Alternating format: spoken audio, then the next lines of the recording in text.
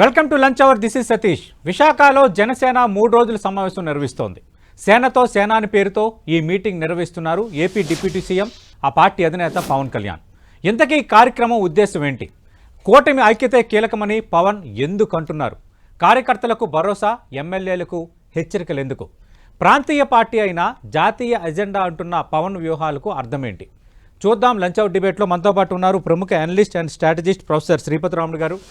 10 TV స్టూడియోలో శ్రీపతి రాముడు గారు, welcome to lunch hour debate sir. Pawan Kalyan సంబంధించి జనసేన ఉత్థాన పతనాలకు సంబంధించి మీరు చాలా రోజుల నుంచి దాని మీద మీరు రీసెర్చ్ చేస్తున్నారు, త్వరలో బుక్ కూడా తీసుకురాబోతున్నారు. అలాగే మనం విపులంగా ఇదే 10 టీవీ వేదిక చాలా అంశాలు మాట్లాడాం. కానీ సడన్గా 3 రోజులు సమావేశం పెట్టడానికి ఉద్దేశం ఏంటి? ఎందుకు ఆయన కార్యకర్తలను కలవాలనుకున్నారు? ఎందుకు పార్టీ నేతలకు దిశానిర్దేశం చేయాలనుకున్నారు? మరొకసారి ఎందుకు కూటమి కట్టాలి అన్న దానిపైన మరోసారి ఎందుకు వివరించే ప్రయత్నం చేస్తున్నారు? అసలేంటి ఈ కార్యక్రమం ఉద్దేశం అనేది చిన్నది కాదు అన్నది బయట పొలిటికల్ సర్కిల్స్లో ఒక టాక్, పెద్ద ఎజెండానే ఉందంటున్నారు. అసలు ఏంటి లోగుట్ ఏంటి సార్? 2024లో కూటమి అధికారంలోకి వచ్చిన తర్వాత ఆయన ఉప ముఖ్యమంత్రిగా పవన్ కళ్యాణ్ గారు బాధ్యతలు తీసుకోవడం జరిగింది. ఆ తర్వాత మంత్రిత్వ శాఖలు, ఒక 7 మంత్రిత్వ శాఖలు ఆయన తీసుకోవటం వల్ల అన్ని మంత్రిత్వ శాఖల్ని ఆయన అధ్యయనం చేయటానికి, దాన్ని కొంత ఇంప్లిమెంట్ చేయటానికి, అవగాహన చేసుకోవటానికి ఆయన పూర్తిగా నిమగ్నం అయిపోయాడు. ఎందుకంటే అది గవర్నమెంట్. అందువల్ల కొంచెం కార్యకర్తలు కానీ, పార్టీలో ఉన్న నాయకులు కానీ పవన్ కళ్యాణ్ గారు మమ్మల్ని కలవటం లేదు అనేటువంటి కొన్ని ఫీలింగ్స్ ఆయన దృష్టికి వెళ్ళినట్టుగా మనకు అర్థమవుతుంది. అది ఒక పాయింట్. దాన్ని బ్రిడ్జ్ చేయటం అనేది చాలా ఇంపార్టెంట్. 1 year తర్వాత మళ్ళీ తన కార్యకర్తలతో కలిసి కూర్చొని అన్ని విషయాలు మాట్లాడుకొని ఇప్పుడు ఒక ముందుకెళ్ళటానికి ఒక ప్లాన్ చేసుకోవటానికి. ఇప్పుడు ఈ 1 year తర్వాత ఆయనకు కూడా కొంత టైం దొరికింది. ఎందుకంటే గవర్నమెంట్లో కొన్ని పనులు మొదలుపెట్టి చేసిన తర్వాత ఇప్పుడు తను పాలిటిక్స్ మీదకి మళ్ళీ స్పెషల్గా దృష్టి పెట్టడానికి ఒక షిఫ్ట్ అనుకోండి ఇది. ఎందుకంటే గవర్నమెంట్లో ఇక్కడ నుంచి పార్టీ పైన ఎక్కువ దృష్టి పెట్టబోతున్నారా? ఇది ప్రారంభం. ఎగ్జాక్ట్ ఎన్నికలకు ముందు ఏ విధంగా అయితే పార్టీ కార్యకలాపాలు జిల్లాల్లో పర్యటనలు చేశారో అలా మళ్ళీ పవన్ కళ్యాణ్ చూడబోతున్నావా? అదే మనం వింటున్నాము, అదే సమాచారం ఉంది. ఇక నుంచి ఆయన రాజకీయాల్లో మొత్తం కూడా అంటే ఈ గవర్నమెంట్లో ఇంతకు ముందు ఆయన కొత్త కాబట్టి ఆయన టైం అంతా గవర్నమెంట్కి ఇచ్చారు. ఇప్పుడు బాగా అవగాహన తెచ్చుకున్నారు. ఇప్పుడు మనం కానీ గమనించినట్టయితే పంచాయతీరాజ్ డిపార్ట్మెంట్ కానివ్వండి, రూరల్ డెవలప్మెంట్ కానివ్వండి, అసలు పంచాయతీరాజ్ అయితే ఎవరు చూడని మార్పులు ఇప్పుడు తీసుకొచ్చారు ఆయన పంచాయతీరాజ్ తీసుకున్న తర్వాత. సో ఇప్పుడు ఒక సై ఆఫ్ రిలీఫ్ వచ్చింది, కొంచెం బ్రీతింగ్ తీసుకునే స్పేస్ వచ్చింది. ఇప్పుడు ఇక ఈ పక్కకు వచ్చేసి రాజకీయాల్లో మళ్ళీ కార్యకర్తల్ని, నాయకుల్ని అందరికి అందుబాటులో ఉండి మళ్ళీ పార్టీని, తన స్ట్రెంగ్త్ని మళ్ళీ బిల్డప్ చేసుకోవటానికి ఇది ఒక అవకాశంగా తీసుకున్నట్టుగా కనిపిస్తుంది. అంతేకాకుండా రిజిస్టర్డ్ పార్టీలో నుంచి రికగ్నైజ్డ్ పార్టీగా ఇట్లా వెళ్లే క్రమంలో కొన్ని అఫీషియల్ గా ప్రతి పార్టీ కొన్ని కార్యక్రమాలు చేయాల్సి ఉంటుంది. అందులో భాగంగా కూడా ఇది చేస్తున్నట్టుగా మనకి అర్థమవుతుంది. ఓకే, అంటే ఇప్పుడు లైక్ నథింగ్ బట్ ప్లేనరీ లాగా అనుకోవచ్చు. ఎగ్జాక్ట్లీ ఒక ప్లేనరీ టైపే, బట్ మినీ ప్లేనరీ అనుకోండి, ఆ రకంగా జరుగుతుంది. రైట్, అది ఒక పాయింట్. ఓకే, అంటే ఇప్పుడు కార్యకర్తలు అసంతృప్తిగా ఉన్నారు. గెలిచిన తర్వాత అనుకున్నంత స్థాయిలో కార్యకర్తలకు పదవులు రావటం లేదు. అలాగే ఎమ్మెల్యేలు కార్యకర్తలను పట్టించుకోవట్లేదు. కొందరు ఎమ్మెల్యేలు ఉన్న చోట వాళ్ళ మాట నడవటం లేదు. ఇవి జనసేనకు సంబంధించి ఉన్న 4 ప్రధానమైన ఆరోపణలు, ఇష్యూస్. కార్యకర్తలతో మాట్లాడిన తర్వాత నేను ఈ మాట చెప్తున్నాను. మరి ఇవి ఏమైనా అడ్రస్ చేయాలనుకున్నారా? ఇక్కడ నుంచి ఆ మార్పు ఏమైనా ఉండబోతుందా? అంటే ఇప్పుడు కార్యకర్తల్లో గతంలో మనం చెప్పుకున్నట్టుగా ఇప్పుడు జనసేన మీద హై ఎక్స్పెక్టేషన్స్, యాస్పిరేషన్స్తో కొత్తగా వచ్చే ఏ పార్టీ మీద అయినా అలాంటి అభిప్రాయం ఉంటుంది. కానీ వచ్చింది కూటమి ప్రభుత్వం, ఒక అలయన్స్ గవర్నమెంట్ వచ్చింది. అలయన్స్ గవర్నమెంట్లో 21 సీట్లు, పవర్కి ఒక లిమిటేషన్ ఉంటుంది. అందువల్ల సొంత గవర్నమెంట్లో లాగా చేయటానికి కుదరదు. ఇప్పుడు మనకి 175 నియోజకవర్గాలు ఉన్నాయి. ఎమ్మెల్యేస్ 21 నియోజకవర్గాల్లోనే ఉన్నారు. అన్ని నియోజకవర్గాల్లో జనసేన కార్యకర్తలు ఉంటారు, వాళ్ళకి యాస్పిరేషన్స్ ఉంటాయి. అండ్ అవతల ఇంకో పార్టీ బలంగా ఉన్నప్పుడు ఈక్వల్గా ఒక హై లెవెల్ ఆఫ్ డిమాండ్ పెట్టడం అనేది కొంచెం ప్రాబ్లమాటిక్గా ఉంటుంది. అందువల్ల కార్యకర్తల్లో అసంతృప్తి ఉన్నమాట అయితే నిజంగాని, అంటే అసంతృప్తి అంటే కార్యకర్తలు మాకు కొంత కావాలి, మాకు కావాల్సినంత జరగటం లేదు అనేది అలాంటి అభిప్రాయం ఉండటం సహజం. కానీ పవన్ కళ్యాణ్ గారు నిన్న ఎక్స్ప్లెయిన్ చేశారు, మనం ఎంత ఉన్నాము, మనకు తగిన విధంగా ఎంత ఉన్నాయి. అందుకోసం మనమేమో పూర్తి గవర్నమెంట్ కాదు కదా, మనం సంకీర్ణ ప్రభుత్వం, ఇంకొకరితో పొత్తులో ఉన్నాం కాబట్టి ఈ విషయాలు అర్థం చేసుకొని వెళ్ళాలి. నేను 15 సంవత్సరాల నుంచి ఏ పదవుల్లో ఉండి ఇక్కడ దాకా తీసుకురాగలిగాను అంటే పార్టీ ఫుల్గా బలం వచ్చి నిలబడేదాకా అందరూ కొంచెం సహనంగా ఉండాలి, ఒక కమిట్మెంట్తో ఉండాల్సినటువంటి అవసరం ఉంది. అందుకోసమే నో సీట్ నుంచి 1 సీట్ నుంచి 100% స్ట్రైక్ రేట్కి మనం రాగలిగాము. అక్కడ కావాల్సింది ముందు ఈ ఆస్పిరేషన్స్ కంటే ముందు పార్టీ మీద దృష్టి పెట్టి పనిచేయాలి. మనం పార్టీ కోసం క్షేత్రస్థాయిలో పనిచేస్తుంటే ఆపేవాళ్ళు ఎవరు? ఆ ఒక్కటి మీరు గుర్తించండి దయచేసి. అత్యాశలకి మనం వెళ్ళే పరిస్థితి ఇప్పుడు, అంటే ఒక మినిమం ఆశలే కావచ్చు. ఇప్పుడు ఆ పరిస్థితిలోకి ఇంకా మనం వెళ్లాల్సిన అవసరం ఉంది. పూర్తిగా అధికారంలోకి వచ్చేదాకా కొంచెం గమనించి వెళ్ళాలనే ఒక ఇండికేషన్ దాంట్లో కనిపిస్తుంది. ఎమ్మెల్యేలు నాయకులు అందుబాటులో ఉండాలి. అదే ఇప్పుడు ఆయనతో కలిపి 21 మంది ఎమ్మెల్యేలు, 2 ఎంపీలు ఉన్నారు. అంటే వాళ్ళ పనితీరు పట్ల కూడా ఆయన అసంతృప్తి వ్యక్తం చేయడం అనేది మనం చూస్తున్నాం. కొందరు సరైన రీతిలో పనిచేయటం లేదు, మెయిన్ కార్యకర్తలకి మీరు అండగా ఉండాలి, కార్యకర్తలకు అండగా ఉండటం లేదు, అవసరమైతే కార్యకర్తల ఇంటికి వెళ్ళి నిద్ర చేయాలి, ఒకరోజు వాళ్ళతో మాట్లాడాలి అని ఆయన చెప్తున్నారు. అవును, అంటే ఎమ్మెల్యేలు అంటే ఒక పాయింట్ సార్, ఇప్పుడు ఈ 21 నియోజకవర్గాల్లో అయితే దాదాపు కొంతవరకు అందుబాటులో ఉన్నారు. కానీ బయట వేరే చోట వేరే పార్టీలకు చెందినటువంటి ఎమ్మెల్యేలు వాళ్ళు ఉంటారు కాబట్టి అక్కడ కొంత అట్లాంటి యాక్సెస్ ఉండదు, కొంచెం తక్కువ యాక్సెస్ ఉంటుంది, తక్కువ ప్రాధాన్యత ఉంటుంది అనేది కార్యకర్తల్లో ఉండటం సహజం. కానీ ఇక్కడ ఎమ్మెల్యేల యొక్క పనితీరు పార్టీ అధ్యక్షులుగా ఆయన from time to time review చేసుకుంటూ ఉంటారు. న్యాచురల్లీ కొంతమంది ముందు, కొంతమంది వెనక, కొంత అటు ఇటుగా ఉండటం జరుగుతూ ఉంటుంది. అది ఒక రొటీన్ ప్రాసెస్లో భాగంగా దాన్ని రివ్యూ చేసుకొని పార్టీ అధ్యక్షులుగా ఒక హెచ్చరికలు చేసి, ఇదిగో మీరు కొంచెం వెనకబడి ఉన్నారు, మీరు కొంచెం ఈ కోణంలో దృష్టి సారించాలి అనేటువంటి సజెషన్స్ పార్టీ అధ్యక్షులుగా ఆయన ఇచ్చుకుంటున్నట్టుగా కనిపిస్తుంది. అలాగని ఒక గ్లేరింగ్ కైండ్ ఆఫ్ కంప్లైంట్స్ వీళ్ళ మీద ఏమి వచ్చినట్టుగా ఏమి కనపడలేదు. ఇప్పటికీ ఒకరు ఇద్దరి మీద అలా వచ్చినా కూడా బహుశా ఆయన హ్యాండిల్ ఆయన మాట్లాడారు అని చెప్పేసి బయటికి తెలుస్తుంది. అది అందుకోసం ఏంటంటే యాక్సెస్ ఉండటం అనేది అది ఇంకొంచెం ఎక్కువ యాక్సెస్ కావాలి అని చెప్పడం ఆయన ఉద్దేశం కావచ్చు. ఓకే, అంటే ప్రధానంగా ఆయన ప్రస్తావించింది కూటమి ఐక్యత కీలకం అని అంటున్నారు. అంటే కూటమి ఐక్యత కీలకం అని మళ్ళీ పదే ఎందుకు ఇన్సిస్ట్ చేస్తున్నట్టు? ఎందుకంటే కొన్ని ఆరోపణలు కొన్ని నియోజకవర్గాల్లో జనసేనకు టీడీపీకి పొసగడం లేదు, అలాగే టీడీపీ ఎమ్మెల్యేలు ఉన్న చోట కొంత పట్టించుకోవట్లేదు, అలాగే జనసేన ఎమ్మెల్యేలు ఉన్న చోట కొన్ని నియోజకవర్గాల్లో టీడీపీ ఇన్ఛార్జీలు హవా నడుస్తోంది. ఇది జనరల్గా కార్యకర్తలు మాట్లాడుతున్నది. కానీ ఇప్పుడు ఆయన చాలా స్పెసిఫిక్గా చెప్తున్నారు కూటమి ఐక్యత కీలకం, మనం కలుపుకొని పోవాలి, మన లక్ష్యాలు వేరు అని. మరొకసారి ఎందుకు నొక్కి ఒక్కానిస్తున్నట్టు ఈ అంశాన్ని? సార్, పవన్ కళ్యాణ్ గారు ఒక దృఢమైన ప్రభుత్వం ఉంటే రాష్ట్ర అభివృద్ధి బాగా బలంగా ముందుకు తీసుకెళ్ళటం సాధ్యం అవుతుందని బలంగా నమ్ముతారండి. ఇప్పుడు ప్రభుత్వానికి స్థిరత్వం లేకపోతే, ప్రభుత్వంలో ఉన్నటువంటి రకరకాల పార్టీల మధ్య పుషెస్ పుల్స్ ఉంటే ఎక్కువ టైం అంతా వాటి మీదకే వెళ్తుంది. మనం డెవలప్మెంట్ ఏరియాల్లో ఫోకస్ పెట్టడానికి కుదరదు. పైగా ఇప్పుడున్న పరిస్థితుల్లో డిస్టర్బెన్సెస్ చేయడానికి చాలా అవకాశాలు ఉంటాయి. అలాంటి పరిస్థితుల్లో మనం కనుక డిస్టర్బెన్సెస్కి అవకాశాలు ఇచ్చేటట్టయితే ఏదో ఒక రకంగా వీటిని డిస్టర్బెన్స్ చేయాలనేటువంటి ఫోర్సెస్ చాలా ఎదురు చూస్తూ ఉన్నాయి. మనం అనుకున్న విధంగా రాష్ట్రాన్ని అభివృద్ధి పదంలో తీసుకెళ్ళటానికి కుదరదు. అండ్ గత 5 సంవత్సరాల్లో గత గవర్నమెంట్లో బాగా బ్యాక్వర్డ్ అయిపోయింది. అండ్ వాళ్ళు ఇష్టం వచ్చినట్టు చేశారు. డెవలప్మెంట్ అనేది ఏం లేదు, కుంటుపడిపోయింది. మళ్ళీ రూట్లోకి తీసుకొచ్చి నిలబెట్టాలనంటే ఎట్టి పరిస్థితుల్లో 15 సంవత్సరాలు మనం అందరం కలిసి ఉండాల్సినటువంటి అవసరం ఉందని ఆయనకు ఒక అభిప్రాయం బలంగా ఉందండి. ఆయన నమ్ముతున్నారు అది. ఈ 15 సంవత్సరాలు అయితేనే మనం రాష్ట్రాన్ని మంచి గాడిలో పెట్టగలము.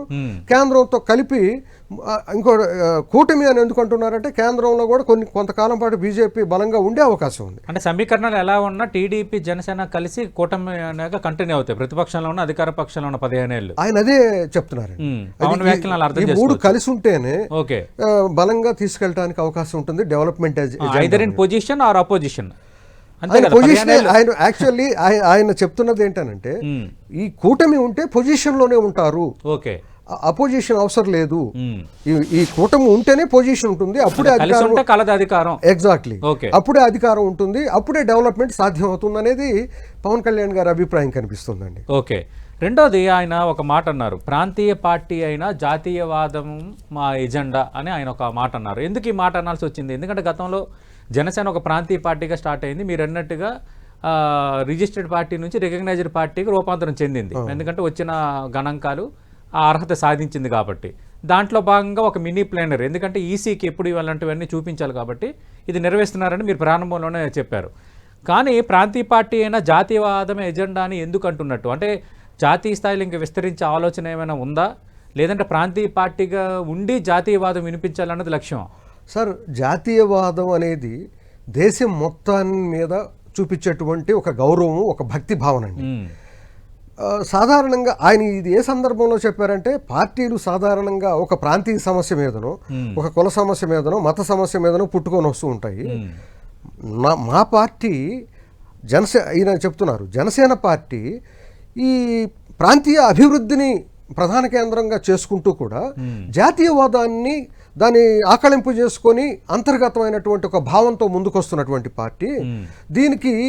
దీనిలో అంటే ఎందుకు ఇది ఏ కాంటెక్స్ట్లో ఆయన చెప్పాల్సి వచ్చిందంటే, కొంతమంది ఇటీవల మాట్లాడుతున్నారు ఆయన బీజేపీ వైపు మారిపోతున్నారు, అక్కడ మొదలు పెట్టారు ఇక్కడికి వస్తున్నారు అని చెప్పిన సందర్భంలో ఆయన దీన్ని రిఫర్ చేశారు. టీవీలో చెప్తున్నారు చెగువేరా నుంచి ఇక్కడ దాకా అని చెప్పేసి. అంటే ఇప్పుడు అందరూ అంటున్నారు కదా, అంటే ఒకప్పుడు ఆయన చెగువేరా అని అన్నారు, తర్వాత లెఫ్టిస్ట్ నేతల పేర్లు ప్రస్తావించారు, ఇప్పుడేమో హిందూ ధర్మ పరిరక్షణ అంటూ ఆయన జనాల్లోకి వెళ్తున్నారు. ఆ జెండా నుంచి ఏ జెండాకి మారారేంటి పవన్ కళ్యాణ్, ఎలా షిఫ్ట్ అయిపోయారు అంటే ఈయనకి నిలకడ లేదు అన్నది కొందరు ప్రస్తావించేది. ఆ సందర్భంలోనే ఈ మాట చెప్పారండి ఆయన.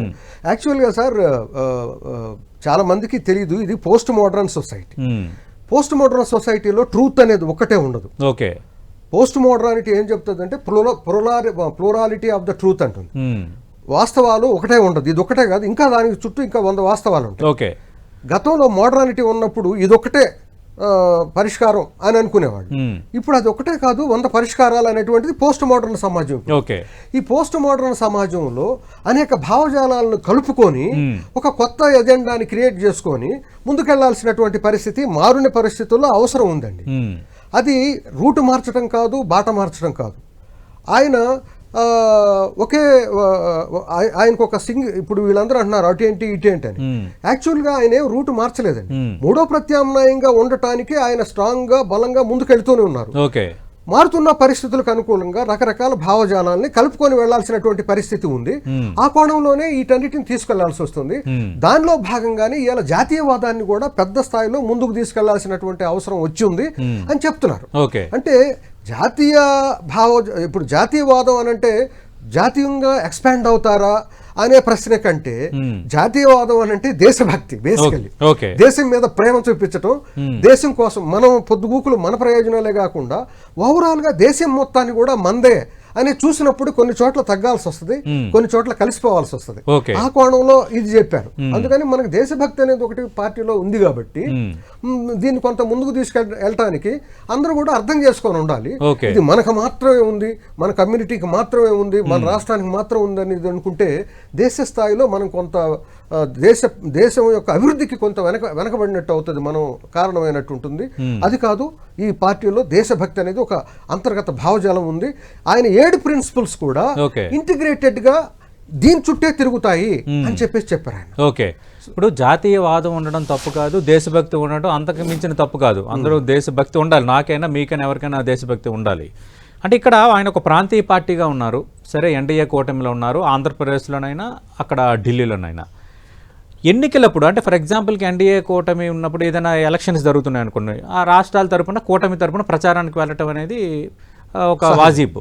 మనం చూసాం ఇప్పుడు ఇండియా కూటమి బీహార్లో ర్యాలీ తీస్తే స్టాలిన్ వీళ్ళందరూ పాల్గొన్నారు, ఎందుకంటే కూటమి ధర్మాన్ని పాటిస్తూ. కానీ ఈ ఎన్నికలు లేకపోయినా ఏం లేకపోయినా ఒక హిందూ ధర్మ పరిరక్షణ అన్న ఒక ఎజెండాతో పవన్ కళ్యాణ్ కర్ణాటక వెళ్తున్నారు, తమిళనాడు వెళ్తున్నారు, ఒక ఆంధ్రప్రదేశ్కి పరిమితం అవ్వట్లేదు కదా. అంటే దీన్ని ఏదో చిన్న విషయంగా మనం తీసిపారేయలేం కదా రాజకీయంగా. సార్ ఆయన హిందూ ధర్మ పరిరక్షణ అని కాకుండా యాక్చువల్గా ఎన్డీఏ కూటమి మీటింగ్స్లో పాల్గొన్నారు సార్. ఫస్ట్ అది ఆయన హిందూ ధర్మ పరిరక్షణ అనేది ఆయన ఒక వ్యక్తిగతంగాను పెట్టుకున్నారు, ఆయన భావజాల పరంగాను ఉంది అది. కానీ ఆయన ఎక్కడ మీటింగుల్లోకి వెళ్ళినా సరే ఎన్డీఏ కూటమి పెట్టినటువంటి మీటింగుల్లో భాగంగా ఆయన అన్ని చోట్లకి వెళుతున్నారు. దీంట్లో భాగంగానే మనం ఇప్పుడు చెప్పుకున్నట్టుగా ఆయన దేశభక్తి అనేది ఒక పర్టికులర్ ఆస్పెక్ట్గా ఆయన తీసుకొని ఉన్న జాతీయవాదం అనేదాన్ని, జాతీయవాదం అనేది ఎన్డీఏలో కూడా ఒక ఇంపార్టెంట్ కాంపోనెంట్గా ఉంది. కాబట్టి ఒక పెద్ద క్రౌడ్ పుల్లరు పవన్ కళ్యాణ్ గారు ఎక్కడికి వెళ్ళినా సరే జనం గుంపులుగా వస్తారు, అదొకటి. రెండోది జాతీయవాద భావం ఉండటం. ఈ రెండింటి కాంబినేషన్లో పవన్ కళ్యాణ్ గారు ఏ మీటింగ్లోకి వెళ్ళినా సరే అది చాలా సక్సెస్ఫుల్గా ఒక ఒక ఒక ప్రత్యేకమైన మీటింగ్గా అవకాశం ఉంటుంది. కాబట్టి పవన్ కళ్యాణ్ గారిని ఎన్డీఏ పార్ట్నర్గా వాళ్ళు ఆహ్వానించడం సహజమండి. అదే ఇప్పటి వరకే జరుగుతూ ఉన్నది. ఎక్కడికి వెళ్ళినా సరే ఆయన ముఖ్యంగా రాజకీయ మీటింగ్లో ఎన్డీఏ మీటింగ్లోనే పాల్గొన్నారు. ఐ థింక్ తమిళనాడులో మొన్న ఒక మీటింగ్ కావాలండి, ఇంకో వేరే మీటింగ్కి వెళ్ళారు అట్లా. ఓకే, ఇంకా మిగతా రాజకీయపరమైన అంశాలు ఇక నుంచి పార్టీ పరంగా కొత్త పవన్ని చూస్తారు, ఇంకా పార్టీ కార్యక్రమాల్లో చురుగ్గా పాల్గొంటారని మీరు అంచనా వేస్తున్నారు. ఆ పార్టీ ప్రయాణాన్ని మీరు దగ్గరుండి చూస్తున్నారు. అయితే ఆ అంశాలు కూడా మనం మాట్లాడే ముందు ఆయన ఒకటి ప్రస్తావించారు, సుగాలి ప్రీతి ఇన్సిడెంట్ సంబంధించి.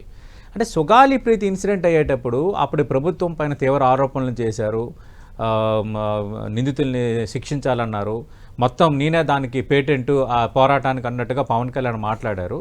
కానీ కూటమి అధికారంలోకి వచ్చిన తర్వాత ఈ సుగాలి ప్రీతి కేసు వదిలేశారు, దోషులకి శిక్ష పడలేదన్న అంశం కొందరు ప్రతిపక్షాలు లేవనెత్తున్నది. అందరూ కూడా ఏంటి మరి ఏమైపోయింది, వీళ్ళే కదా అధికారంలో ఉన్నారు, కేంద్రంలో కూడా ఎన్డీఏ అధికారంలో ఉంది కదా, సుగాలి ప్రీతి కేసు స్పీడప్ అవుతుంది, ఖచ్చితంగా దోషులకి శిక్ష పడడం ఖాయమని అందరూ అనుకున్నారు. దీనిపైన ఆయన వివరణ ఇవ్వాల్సిన పరిస్థితి ఎందుకు వచ్చింది? ఆయన కూడా ఇంకా ఏది దీనికి ఒక ఎండగట్టు పడలేదని ఫీల్ అవుతున్నారా?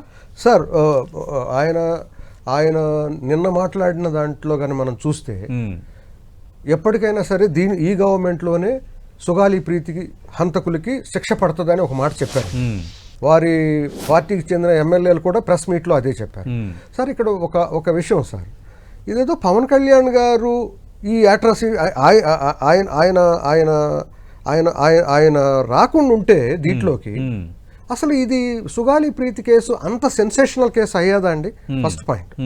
అంతకు ముందు కూడా అందరికి కొంతమందికి తెలుసు, కానీ కేసు చాలా మందికి ఇది దేశవ్యాప్తంగా రావటానికి పవన్ కళ్యాణ్ గారు వచ్చి ఒక 2 లక్షల మందితో అక్కడ ధర్నాలు చేసి రాష్ట్రం మొత్తాన్ని ఒక అంటే తెలుగు జాతి కానీ దేశంలో కదిలించారు.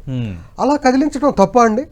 అంటే ఎందుకనంటే అది ఒక పెద్ద విషయంగా తీసుకొచ్చారు కదా. ఫస్ట్ ఇప్పుడు ఇష్యూని హైలైట్ చేయటం అనేది చాలా ఇంపార్టెంట్, సగం సక్సెస్ అక్కడే వస్తుంది. పవన్ కళ్యాణ్ గారు వచ్చి ఉండకపోతే అది జరిగి ఉండేది, అది ఆయన చేశారు.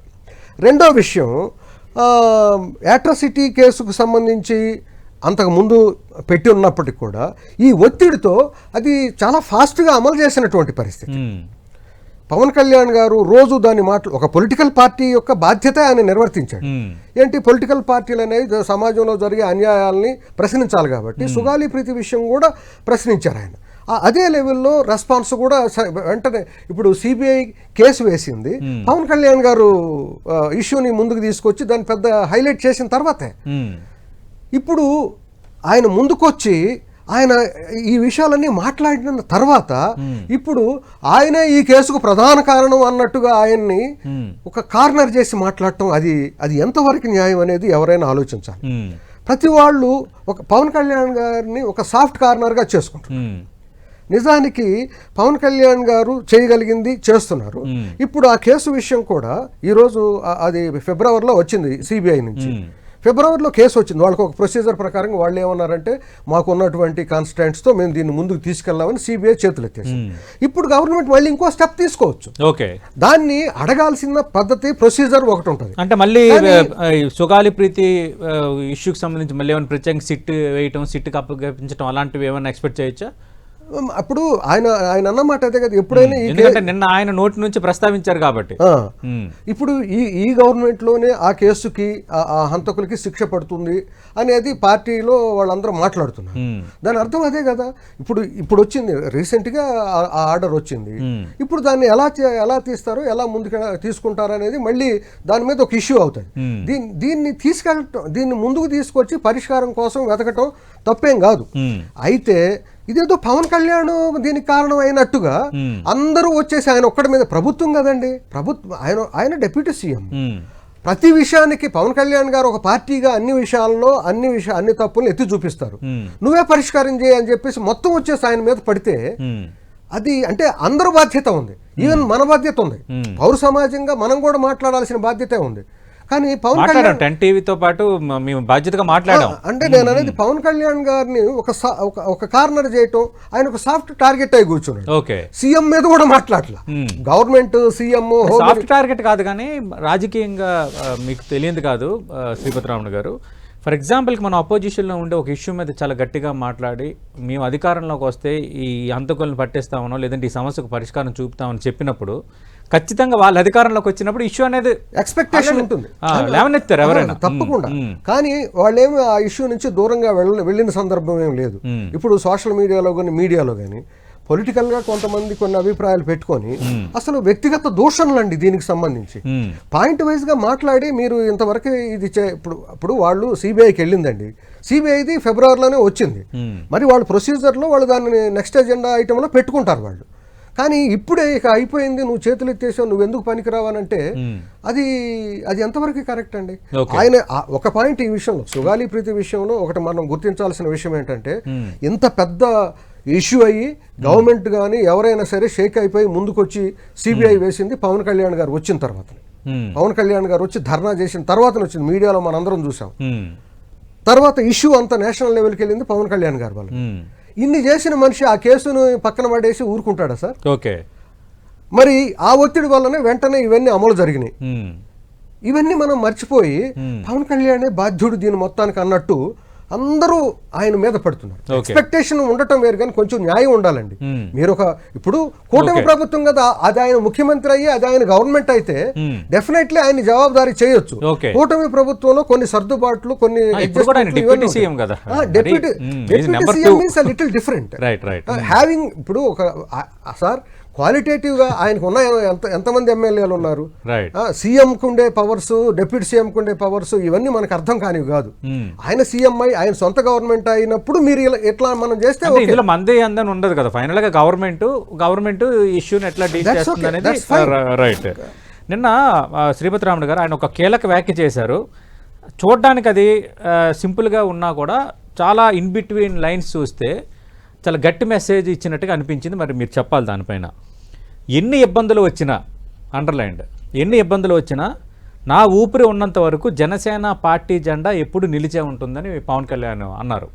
అంటే ఏం మెసేజ్ ఇవ్వదలుచుకున్నారు ఈ వ్యాఖ్య ద్వారా ఆయన? అంటే చివరి వరకు జనసేన పార్టీ జెండాకు నిలిచే ఉంటుంది ఊపిరి ఉన్నంత వరకు అని. ఆయనకి చాలా నమ్మకం అండి తన పార్టీ ఎలా ముందుకెళ్తుందని. లాస్ట్ మనం డిస్కషన్లో మాట్లాడుకున్నాం, ఇంకో 25 సంవత్సరాలు ఆయన పార్టీ అధికారంలో ఉంటుందని చెప్పి మనం మాట్లాడుకున్నాం. ఆయన కూడా అది బలంగా ఆయనకు ఆ నమ్మకం ఉందండి. ఎందుకనంటే తన పార్టీ కొన్ని భావజాల పరంగా అంటే ఒక మధ్య తరగతిని బాగా ఆకర్షిస్తూ మధ్య తరగతికి దగ్గర అవుతున్నటువంటి పార్టీ. మనం చెప్పుకున్నాం ఎన్ని ప్రత్యామ్నాయాలు వచ్చినా పవన్ కళ్యాణ్ గారి పార్టీ ఆంధ్రప్రదేశ్లో క్లియర్గా ఒక బలమైన శక్తిగా చూపించుకున్నటువంటి పార్టీ.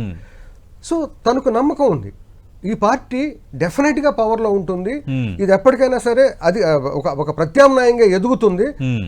ఆయన గతంలో ఎక్కడో ఒక చోట నేను విన్నానండి ఆయన స్పీచ్ల్లో, ఏంటంటే మనం ఎంత కష్టాలు వచ్చినా మనం ఫీల్డ్లో నిలబడి ఉందాం, ఎప్పుడో ఒకసారి మనం ప్రత్యామ్నాయం అవుతాం. ఎందుకనంటే ఇద్దరు ప్రధానమైన వాళ్ళు ఎవరన్నా ఉంటే ప్రజలు ఆ ఇద్దరితోనూ విసిగిపోయే రోజు ఒకటి ఉంటుంది, ఆ రోజు మనమే ప్రత్యామ్నాయం అవుతాం. మనం అదే అనుకున్నాం 2014లో చిరంజీవి గారు ఉండుంటే ఆయన గవర్నమెంట్ వచ్చి ఉండేది అనేది. సరే ఆ పరిస్థితులు వేరు అనుకోండి. సో అలా జనసేన బలం రోజు రోజుకి పెరుగుతున్నది మనం చూస్తున్నాం. అందరూ వేరే పార్టీస్ నుంచి కానీ ఎట్లా అని కూడా రాష్ట్ర స్థాయిలోనే కాదు, దేశ స్థాయిలో కూడా. అండ్ మేబీ సౌత్ ఇండియాలో కూడా ఇంకా కొన్ని రాష్ట్రాలకి అది ఎక్స్టెండ్ అయ్యేటువంటి పరిస్థితులు రూల్ అవుట్ చేయాలి, ఇందాక మీరు చెప్పిన క్వశ్చన్కి కంటిన్యూటీ. సో ఆ పరిస్థితిలో ఆయన తన పార్టీ డెఫినెట్గా ఇంకొక 25 సంవత్సరాలు 30 సంవత్సరాలు ఉంటుందనేది ఆయన గట్టి నమ్మకం అండి. ఓకే, ఉంటుంది అనేది అవకాశం ఉందండి, అందులో సందేహం లేదు. అంటే శ్రీపతి రాముడు గారు, ఇది నేను ఎందుకు మాట్లాడాల్సి వచ్చిందంటే, అంటే జనసేన ఎప్పటికైనా భారతీయ జనతా పార్టీలో విలీనం అవుతుంది అన్నది బయట ఒక రకమైన టాకు. అంటే భవిష్యత్తులో భారతీయ జనతా పార్టీ అలాగని భారతీయ జనతా పార్టీని కూడా ఇక్కడ తప్పుపెట్టే పరిస్థితి కాదు. భారతీయ జనతా పార్టీ ఏమనుకుంటుంది, మొత్తం దేశవ్యాప్తంగా మనం విస్తరించాలనుకుంటుంది. కంపారిటివ్లీ వాళ్ళు ఆ లక్ష్యం పెట్టుకున్నారు. అధికారం చూడని రాష్ట్రాలు, అలాగే లెఫ్ట్ పార్టీస్ బలంగా ఉన్న రాష్ట్రాల్లో అధికారం చేజిక్కించుకోవడం ఒక ఎత్తు అయితే, ఒక కేరళ తప్పించి పశ్చిమ బెంగాల్లో దాదాపు 2వ స్థానానికి చేరుకొని అసలు లెఫ్ట్కి 0 సీట్లు వచ్చే పరిస్థితి చేశారు. వాళ్ళకి కొరకరాని కొయ్యి ఏదైనా ఉందంటే సౌత్ ఇండియా, ఎస్పెషల్లీ కర్ణాటకలో ఒకసారి అధికారం చూశారు, అక్కడ కొంత సస్టైనబిలిటీ నడుస్తుంది. బట్ వేరేస్ కేరళ, తమిళనాడు, ఆంధ్రప్రదేశ్, తెలంగాణ ఇప్పటివరకు భారతీయ జనతా పార్టీ అధికారంకి వచ్చే వాతావరణం లేదు. ప్రస్తుతం ఇప్పుడు బీహార్లో ముఖ్యమంత్రి పదవి తీసుకోవడం ద్వారా అక్కడ అధికారంలోకి రావాలని అనుకుంటున్నారు. వాళ్ళ స్ట్రాటజీస్ వాళ్ళకు ఉండొచ్చు. ఈ కోణంలో కాదు, ఎప్పుడైనా జనసేనగానే ఉంటుందనే బలమైన మెసేజ్ ఏమైనా ఇవ్వదలుచుకున్నారా? ఎందుకంటే ఊపిరి ఉన్నంత వరకు జనసేన పార్టీ జెండా ఎప్పుడు నిలిచే ఉంటుంది, తన ఊపిరి ఉన్నంత వరకు అని అన్నారు ఆయన. అది 100% అండి. పవన్ కళ్యాణ్ గారికి తన పార్టీ, తన బలాబలాలు బాగా తెలుసండి. నేను ఎప్పుడు కూడా జనసేన ఇంకొక పార్టీలో కలిసిపోతుంది, మెర్జ్ అయిపోతుందని నేను ఎప్పుడు అనుకోనండి. ఎందుకంటే పవన్ కళ్యాణ్ గారికి ఆ స్వతంత్ర భావజాలం, తను నిలబెట్టాలనుకున్నది, తను వెళ్ళాలనుకున్న మార్గంలో తనకు కొంత స్వేచ్ఛ అవసరం ఉంటుందనేది ఆయన ఎప్పుడు నమ్ముతారండి. అందుకని ఆయన ఎప్పటికి కూడా ఇంకొక పార్టీలో మెర్జ్ అయ్యే ప్రసక్తే ఉండదండి. కానీ ఆయనకి జాతీయవాద భావం ఉంది, అటు బీజేపీ కూడా జాతీయవాద భావంతో మాట్లాడుతుంది. కాబట్టి ఈ రెండింటికి దగ్గర సంబంధం, అంటే భావజాలపరమైనటువంటి సారూప్యతలు ఉన్నాయి.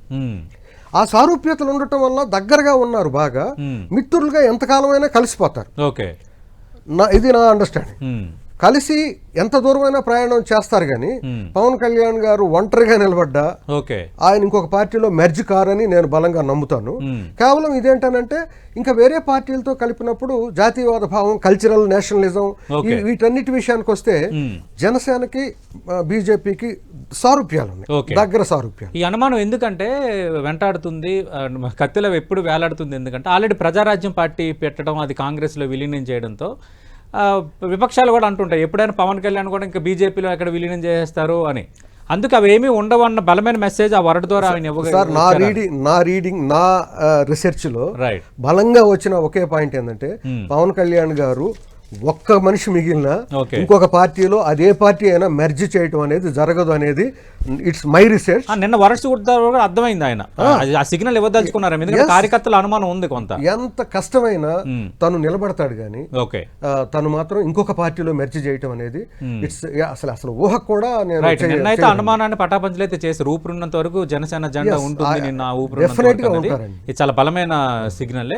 కాబట్టి కలిసి వెళ్ళటానికి ఎప్పుడు కూడా సారూప్యత ఉన్నటువంటి భావజాలంగా సారూప్యత ఉన్న పార్టీలతో కలిసి వెళ్లే ఉద్దేశం ఉందండి. Right, thank you Sripati Ramudu గారు. మనం చూసాం జనసేన 3 రోజుల సమావేశం వెనక చాలా బిగ్ ఎజెండా దాగుంది. ఒకటి, రిజిస్టర్డ్ పార్టీ నుంచి రికగ్నైజ్డ్ పార్టీగా గుర్తింపు పొందిన నేపథ్యంలో యాజ్ పర్ నార్మ్స్ పార్టీ సమావేశాలు నిర్వహించుకోవాలన్నది ఒక కారణంగా చెప్తున్నారు, నథింగ్ బట్ జనసేన మినీ ప్లేనరీగా. రెండోది, ఇక నుంచి పార్టీ పరంగా పార్టీ బలోపేతానికి ఇంకా విస్తృతంగా పవన్ కళ్యాణ్ దృష్టి పెట్టబోతున్నారు, ఇక జిల్లాలు తిరగబోతున్నారు, పార్టీ బలోపేతానికి కొత్త ప్రణాళికలు రచించబోతున్నారు అన్నది దీని యొక్క స్ట్రాటజీ యొక్క ఉద్దేశం అనేది శ్రీపతి రాముడు గారు చెప్తున్నారు. రెండోది. మూడోది, ఎన్ని ఇబ్బందులు వచ్చినా ఊపిరిన్నంత వరకు జనసేన పార్టీ జెండా ఎప్పుడూ నిలిచే ఉంటుందని ఒక బలమైన సిగ్నల్ ఇచ్చారు. ఎందుకంటే జనసేన విలీనం అవుతుంది బీజేపీలో, లేదంటే ఏమైనా జరగచ్చు అన్న బయట టాక్స్, కొందరు కార్యకర్తల అనుమానం నేపథ్యంలో ఒక బలమైన సిగ్నల్లే ఇచ్చారు. ఇది చాలా కీలకమైన సమావేశం. ఇక నుంచి కొంత పవన్ కళ్యాణ్ పార్టీ పరంగా మరింత యాక్టివ్ కాబోతున్నారు. మిగతా వాళ్ళని కూడా యాక్టివ్ చేసేందుకు ఈ సమావేశం ప్రధాన ఎజెండా దాగుందని శ్రీపతి రాముడు గారు చెప్తున్నారు. చూద్దాం మరి భవిష్యత్ రాజకీయం పవన్ కళ్యాణ్ ఎలా ఉండబోతుందో. ఇది ఇవాల్టి లంచ్ అవర్ డిబేట్.